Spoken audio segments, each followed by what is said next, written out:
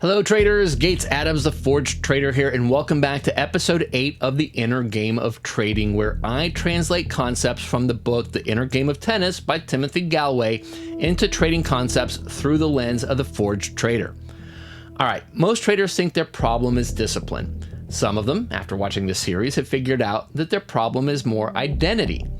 But there's a layer that sits between the two of these.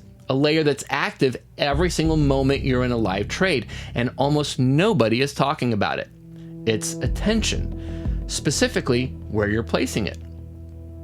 Because here's what Gallwey discovered that changed everything about how he coached. It's not that his students lacked skill. It's not that they lacked discipline. It's that they were paying attention to entirely the wrong things. And in trading, that mistake is costing you more than any bad setup ever could. Gallwey observed that when his tennis students focused on the outcome of a shot, like where it landed, or whether it would be good enough, or what the opponent would think, their performance collapsed. But when he redirected their attention to the specific inputs within their control, like the feel of the racket, the contact point, the rhythm of the swing, performance improved without trying harder, without more coaching. Same player, different focus, different result. Now, put that on a trading platform. Most traders during a live trade have their attention in one of two places: the P&L or the fear of what the P&L might do next. Think about what that means. Your attention, the most powerful resource you have in the charts, is parked on a number that you cannot control. And every second it sits there, it's feeding self-1. The P&L ticks up, dopamine. It ticks down, cortisol. Up, relief. Down, urgency. And your nervous system is riding this wave instead of executing your process. That is the attention problem.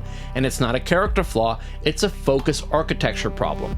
Gallwey's solution was to redirect attention away from outcomes and onto the process inputs that the performer actually controlled. In trading, those process inputs look like this. Did the setup meet my full entry criteria? Is my stop placed according to my rules? Is my risk within my defined parameters? Am I in a calm, regulated state right now? Those are controllable. Where price goes next is not. What the P&L number reads is not. Whether the trade wins is not. In the Forge Trader philosophy, the primary performance metric is not P&L. It's rule adherence rate. How often did you follow your process, not how much did you make? Because rule adherence is something that your attention can actually influence. P&L is not. When you shift your focus to process inputs, two things happen. First, self-1 gets quieter because there's nothing for it to catastrophize about.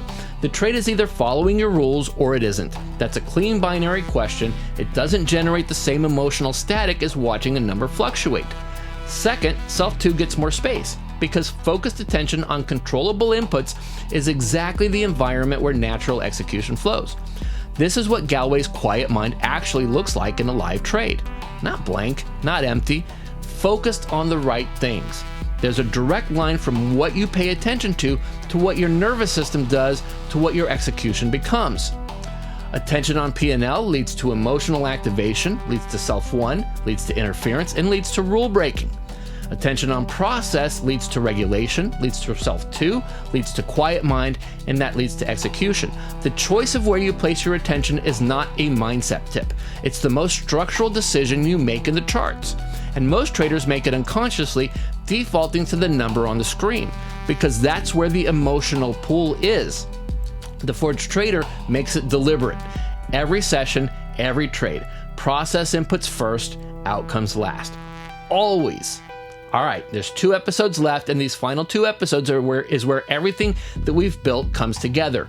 If you've been watching this series from the start, thank you. This content is designed to compound. Each episode builds on the last. If you found this series midway, Look, go back to episode 1. The full picture is worth it. Follow this account, share this with a trader who's glued to their P&L and can't figure out why they keep making emotional decisions. This episode is the answer to that.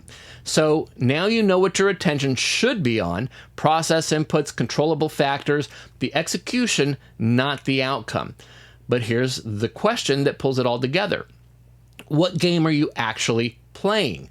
Because most traders think they're playing the same game as every other trader in the market. They're not. And the moment you understand what game you're actually supposed to be playing and stop playing the wrong one, well, everything we've covered in the series clicks into place at once.